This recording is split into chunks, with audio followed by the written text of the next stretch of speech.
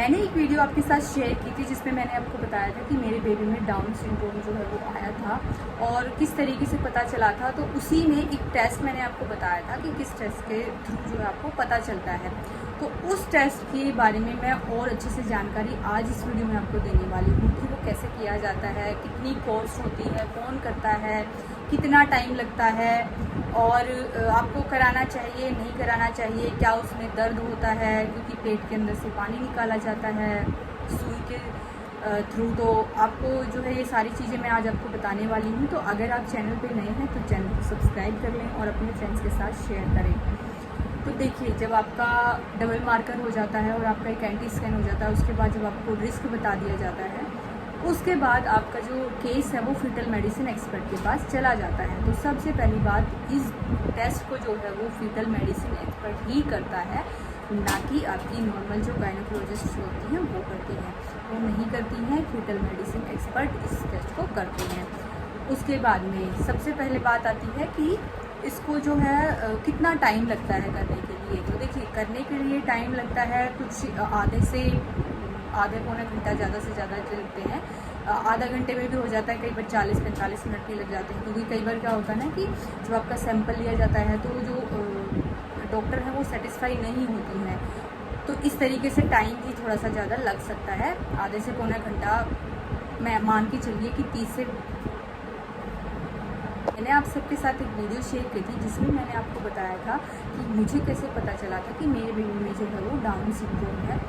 तो मैंने उस वीडियो में एक टेस्ट के बारे में जिक्र किया था, जिसके लिए बहुत सारी जो है मेरे पास कमेंट्स आए, बहुत सारी क्वेरीज आई, बहुत सारे मेल्स भी आए कि दी हमें डॉक्टर ने बताया कि कराना है, तो आप मुझे हमें थोड़ा सा गाइड कीजिए कि कराना चाहिए नहीं कराना चाहिए, क्या इसमें पेन होता है, क्या इसकी कॉस्ट होती है, कितने पैसे लग जाएंगे और कौन इसको करता है, और बहुत सारी चीज़ें हैं। उन सब का डाउट मैं आज क्लियर करने वाली हूँ।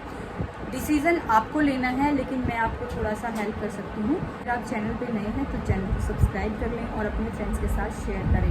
तो सबसे पहले बात कर लेते हैं कि इसकी कॉस्ट कितनी होती है। देखिए, कॉस्ट अगर की बात करें तो ये आपको कम से कम 20,000 प्लस में ये कॉस्ट करेगा, यानी कि 20,000 प्लस में। मैंने मिनिमम बताया है कि मिनिमम इतना तो होगा ही होगा, उसके प्लस में ये टेस्ट जाता रहता है। जैसे कि मैंने पहली वीडियो में बताया था कि अगर आपको सिर्फ ये पता करना है कि इस प्रेगनेंसी में ये प्रॉब्लम है तो आपकी जो कॉस्ट होगी वो कम होगी, यानी कि लगभग 20 या 22,000 कुछ होती है।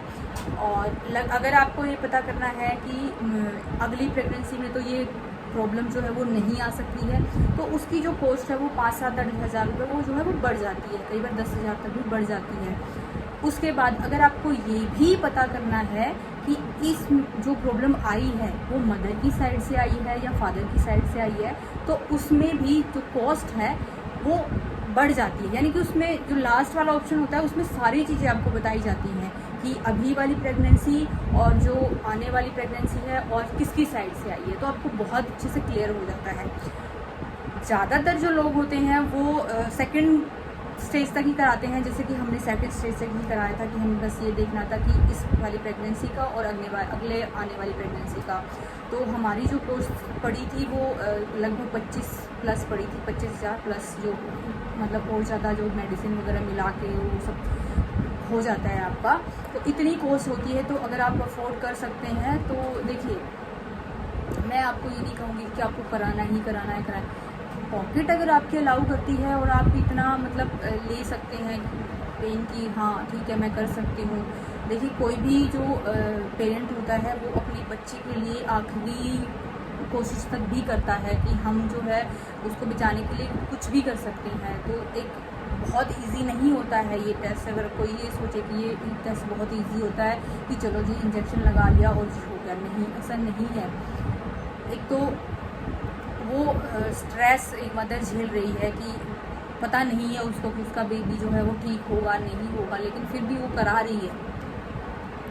ऊपर से ज़रूरी नहीं है सबके पास इतने पैसे हों, लेकिन फिर भी वो अपने बच्चे को बचाने की बहुत कोशिश करते हैं। तो अगर आपकी पॉकेट अलाउ करती है तो मैं आपको ज़रूर सजेस्ट करूँगी कि प्लीज़ आप कराइए, ताकि आपको तो एटलीस्ट मतलब दिमाग में डाउट ना रहे कि आप पहले डिसीज़न ना ले ले कोई कि हाँ मुझे शायद मैं करा लेती तो ठीक रहता है। ऐसा नहीं होना चाहिए। तो अगर आपकी पॉकेट अलाउ करती है तो आप ज़रूर कराइए, अगर नहीं करती है तो आपके ऊपर है कि आपको कराना है या नहीं कराना है। अब अगर बात करें टाइम की, तो टाइम जो है इसमें लगभग आधे घंटे से पौने घंटे तक, यानी कि 30 से 40-45 मिनट तक लग जाते हैं।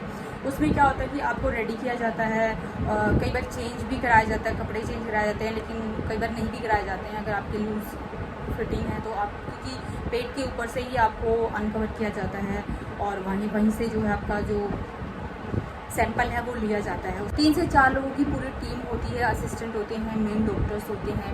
तो सबसे पहले आपके पेट को जो अच्छे से क्लीन किया जाता है एंटीसेप्टिक लोशन से। और मैंने बहुत सारे लोगों से सुना है कि उनको एनेस्थीसिया भी किया गया था, लेकिन मुझे नहीं दिया गया था, मतलब रियल टाइम में ही किया गया था। रियल टाइम का मतलब है कि मुझे कोई एनेस्थीसिया नहीं दिया गया था, लेकिन मैंने कई लोगों से सुना है कि उनको एनेस्थीसिया दे के ये जो टेस्ट है वो कराया गया था।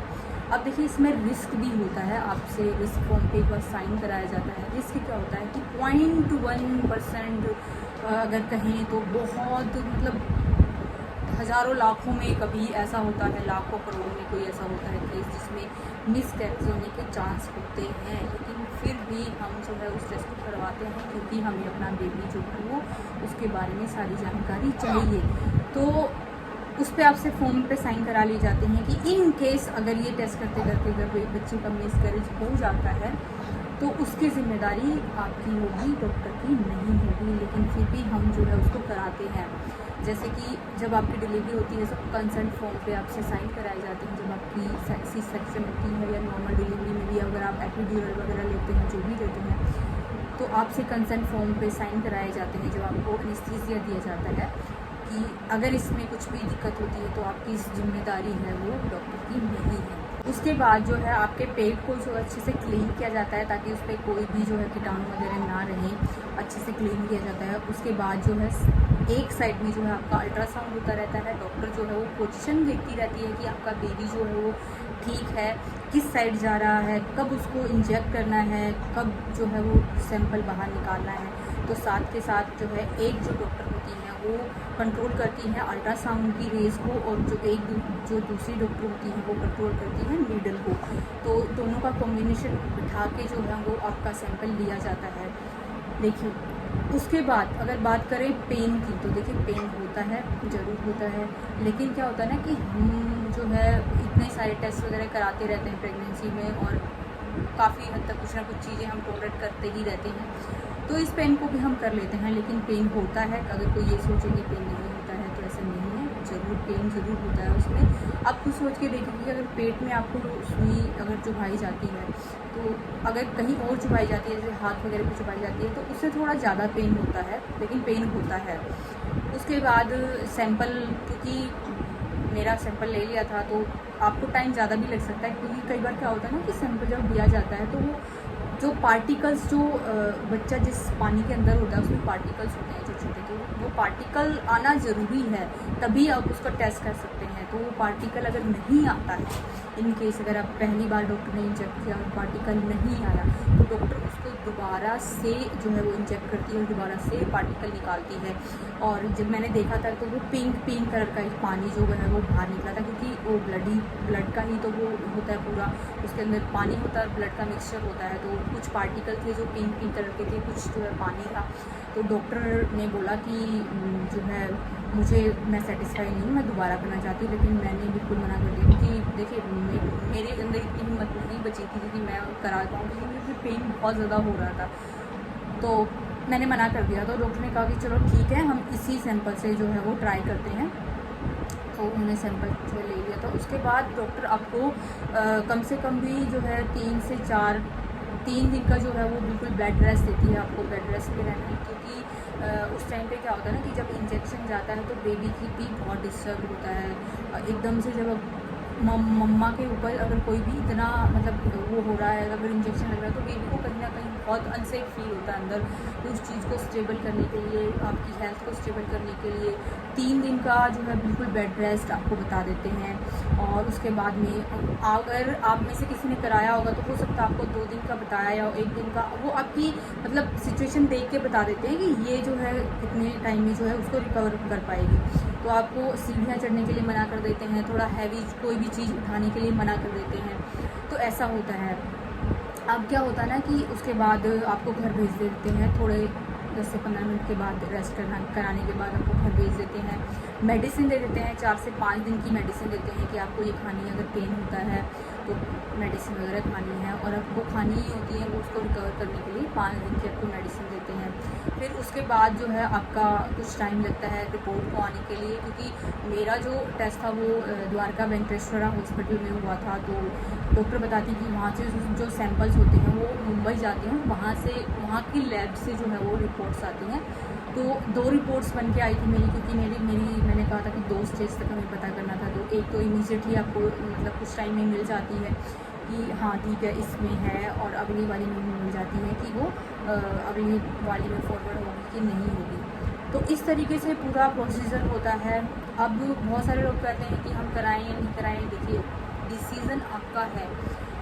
जब टेक्नोलॉजी इतनी एडवांस है कि हम चीज़ों को पता कर सकते हैं तो हमें पता करनी चाहिए, लेकिन साथ ही साथ अगर आपकी पॉकेट अलाउ नहीं करती, आप बहुत ही मतलब ये कहें कि आप नहीं अफोर्ड कर पा रहे हैं इतनी सारी चीज़ें, तो वो आपकी डिसीज़न है कि आप नहीं कराना चाहते हैं तो। और उसके बाद जो है बहुत सारी मदर जो है वो थोड़ी अपसेट हो जाती हैं, थोड़ा डीमोटिवेट हो जाती हैं कि हमने इतना कुछ किया अपने बेबी के लिए और बेबी भी हमारे पास नहीं है। तो सेम सिचुएशन मेरे साथ हुई थी, लेकिन ये कहते हैं ना कि उसके बाद मैंने बहुत सारे जो गायनेकोलॉजिस्ट थे 7-8 उनसे मैंने कंसल्ट किया था कि मुझे क्या बेबी रखना चाहिए उस टाइम पे। तो उन्होंने बिल्कुल मना कर दिया था। तब वो, क्योंकि उनका कहना ये था कि समझाना था कि देखिए सफ़र जो है मदर और फादर को करना पड़ता है, कोई रिलेटिव आपको आके वो नहीं करने वाला है, सिर्फ सिंपैथी दे सकते हैं। उसके बाद जो चीज़ें फेस करनी है वो मदर फादर को करनी है। एक ऐसा बेबी जो उसके लिए 24 घंटे आपको रहना पड़ेगा, तो आप सोच सकते हैं कि उस बेबी की लाइफ कैसी होगी, आपकी कैसी होगी।